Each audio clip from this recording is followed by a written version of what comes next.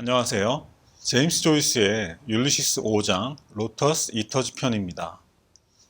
호메로스의 오디세이아에서 바다에서의 방황을 계속하던 오디세우스는 어느 날 폭풍우를 만나 로터스 꽃을 먹고 사는 사람들의 섬에 떠밀리게 됩니다. 이 로터스 꽃을 먹으면 과거를 망각하게 되는데요. 이 꽃을 먹은 오디세우스의 몇몇 부하들은 고국을 잊은 채 그곳에 영원히 머무르기를 바라게 됩니다. 하지만 오디세우스는 그들을 설득해 다시 배에 오르게 하죠. 율리시스 5장에서 이 에피소드는 블룸이 펜팔 친구인 마사의 편지를 받고 아내를 잊을 위기에 처하지만 결국 그 유혹에서 벗어난다는 이야기로 변용되고 있습니다. 마치 오디세이아의 로터스 꽃을 상징하는 것처럼 마사의 편지에는 한 장의 꽃잎이 들어 있었습니다. 율리시스는 하루 종일 더블린 시내 곳곳을 배회하는 블룸을 쫓아가는 형태로 구성되어 있습니다. 그 과정에서 1904년 당시 더블린 시내의 모습을 완벽하게 재현하고 있는데요. 작가 조이스는 나중에 큰 지진이 일어나서 도시가 전부 파괴되어도 이 작품을 이용해 다시 복원할 수 있을 거라 말하기도 했습니다. 이 작품은 조이스가 더블린에서 파리로 떠난 지 약 15년가량이 지난 후 쓰여졌는데요. 글을 읽다 보면 작가의 완벽한 기억력에 감탄하게 되지만 사실은 당시에 발행된 더블린 지도를 참고했다고 합니다. 물론 이날 더블린에서 일어나는 일들 또한 1904년 6월 16일에 발행된 신문기사를 바탕으로 하는 것이고요. 그리고 5장은 블룸의 외출이 시작되는 장인데요. 드디어 집을 나선 블룸이 우체국과 성당, 약국, 그리고 목욕탕에 들리는 것으로 구성되어 있고 시간은 오전 10시입니다.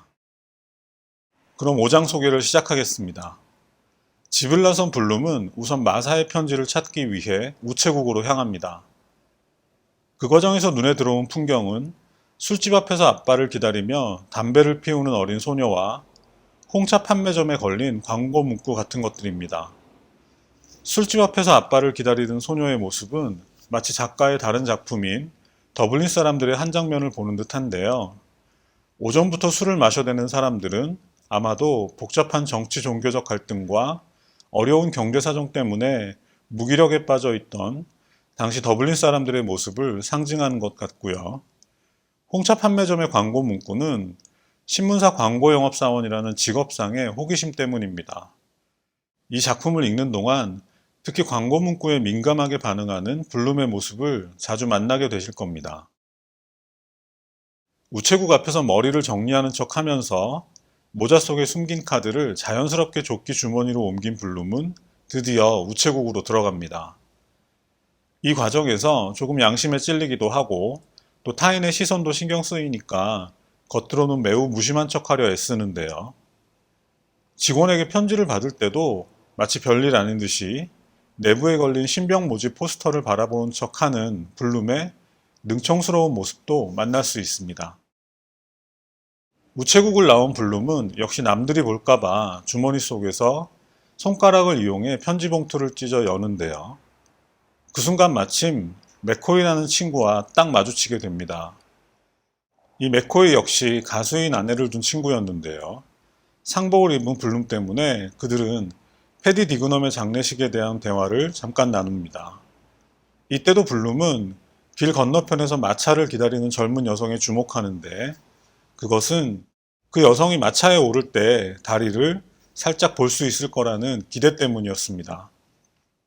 벌써부터 술에 취한 맥코이는 횡설수설하고 있었고 블룸은 젊은 여성이 마차에 오르려는 순간 지나간 전차 때문에 속으로 투덜댑니다. 이때 저주받을 개발코라는 표현이 등장하는데요. 그러면서도 이 불편한 대화는 계속되고 있습니다. 이어서 아내의 안부를 묻는 맥코이의 질문에 역시 블룸은 보일런을 다시 떠올리지만 한편으론 맥코이의 아내에 비해 월등한 몰리의 노래 실력을 생각하며 자부심을 느끼기도 합니다. 전에 자신의 여행 가방을 빌려간 후 돌려주지 않는 맥코이를 기억하는 블룸의 꼼꼼한 성격도 엿볼 수 있는 장면입니다. 마침내 맥코이와 헤어진 블룸은 버려진 리어라는 이름의 연극 포스터를 발견하는데요. 이 연극은 자신도 유태인이지만 그 사실을 숨기고 유태인 여성 리얼을 박해하는 나단이라는 이름의 악인이 등장하는 연극이었습니다. 블룸은 이 연극의 내용을 알고 있었는데요.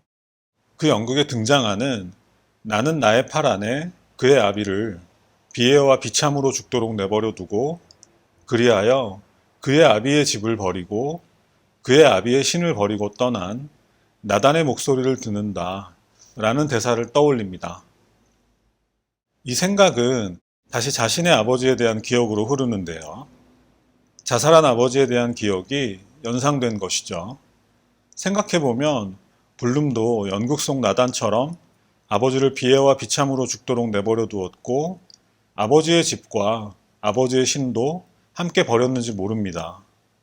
하지만 죽음에 대한 블룸의 의식은 스티븐과는 조금 다른 방향으로 전개되는 것 같은데요.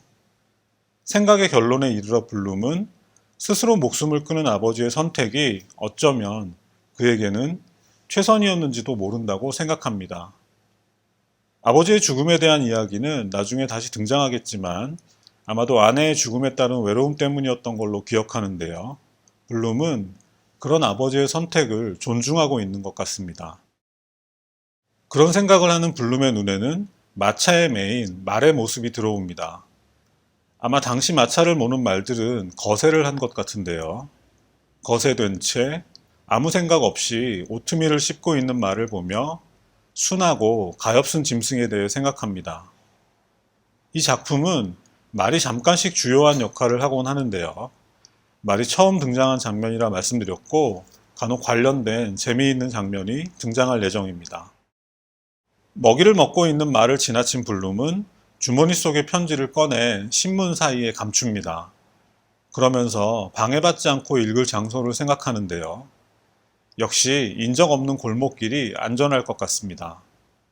골목길에 접어든 블룸이 아이들이 그려놓은 땅 따먹기 마당을 금을 밟지 않고 지나가는 장면은 제가 가장 좋아하는 장면이기도 합니다.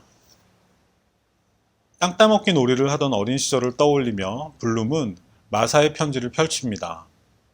앞서 말씀드린 것처럼 한 송이 꽃이 들어있는 편지는 아마도 블룸이 먼저 짓궂은 편지를 보냈는지 블룸을 벌주고 싶다는 내용이 적혀 있었고, 물론 이중적인 의미겠죠. 그리고 블룸을 위해 뭔가를 해주고 싶다거나 만나고 싶다는 얘기가 적혀 있었습니다. 무엇보다도 블룸의 아내가 어떤 향수를 쓰는지 알려달라는 마지막 말이 인상적인 편지였습니다. 편지를 읽은 블룸이 흥분한 건 당연한 일이겠죠. 마사의 편지를 읽고 난 블룸은 이리저리 걸으며 편지를 다시 읽기도 하고 이제는 냄새가 거의 사라진 꽃잎의 냄새를 맡으며 혼자 중얼거리는데요. 이때 신나고 흥분한 블룸을 묘사한 문장이 등장합니다. 5장의 제목처럼 꽃을 주제로 편지의 내용과 뒤섞인 문장인데 한번 읽어보겠습니다. 환한 튤립, 사랑하는 당신과 함께 남자의 꽃, 벌주어요. 당신의 선인장, 만일 당신이 하지 않으면 제발, 불쌍한 물망초, 얼마나 제가 그리워하는지, 제비꽃, 사랑하는 장미꽃, 언제 우리들, 곧, 아네모네, 만나다, 모든 심술꾸러기, 밤, 행랑, 아내, 마사의 향기. 편지를 읽고 신난 블룸의 생각이 가지가지 뻗어나가는 것을 제대로 표현한 문장인 것 같고요. 그리고 이 문장의 본문에는 자막에서 보신 것처럼 쉼표나 마침표가 없습니다. 그런 것을 사용할 필요가 없었던 것이죠. 그리고 이 기법은 이 작품의 마지막 장인 몰리의 독백에 다시 사용될 예정인데요. 100페이지가 넘는 몰리의 독백 전체에는 쉼표와 마침표가 전부 생략되어 있습니다. 처음 볼 땐 매우 낯설지만 앞의 문장처럼 의식의 자유롭고 무질서한 분출을 표현하는 데는 탁월한 선택이었던 것 같습니다. 오직 이 작품만이 가진 매력이기도 하죠. 그런데 무척 재미있는 이 장면은 미묘한 방향으로 흐릅니다. 우리는 오늘 블룸의 아내 몰리가 바람 피운다는 사실을 알고 있습니다. 그리고 몰리가 지금까지 이런저런 애인들을 만나왔다는 사실도, 그리고 그런 사실을 블룸이 알고 있다는 것도 알고 있습니다. 언뜻 생각하기에는 아, 그럼 블룸도 따로 만나는 여자가 있겠구나 생각하기 쉽고, 마사의 편지는 그 증거처럼 보이기도 합니다. 하지만 이 에피소드의 결과는 우리가 예상하는 것과는 다른 방향으로 흐릅니다. 편지를 읽고 신난 블룸은 어느 일요일 미사가 끝난 후 마사와 만나는 것을 상상하기도 하지만, 그의 의식의 흐름은 하지만 그래봤자 또 다른 싸움이 시작될 뿐이라는 것으로 귀결됩니다. 다른 여자를 만난다고 해도 처음엔 자극적이겠지만 결국 불편하고 곤란한 처지가 되고 말 것이라는 것이죠. 블룸이 원하는 것은 모르는 여자와 외설적인 편지를 주고받는 정도지 실제로 만남을 갖는 것은 아닙니다. 여기서 작가가 뿌려놓은 작은 수수께끼 하나에 마주치게 되는데요. 그것은 바로 블룸은 바람을 피우지 않는다는 것입니다. 사장에서 말씀드린 바람 피우는 아내와 무능력한 남편의 관계라는 설정에서 아, 그럼 남편도 따로 만나는 여자가 있나 보다 하는 독자의 첫 번째 상상을 부인하는 것이죠. 정답은 그런 것은 아니라는 겁니다. 마사를 만날 생각은 없지만 이렇게 편지 주고받기를 즐기는 블룸은 다음엔 조금 더 심하게 해봐야지라 생각하며 자리를 뜹니다.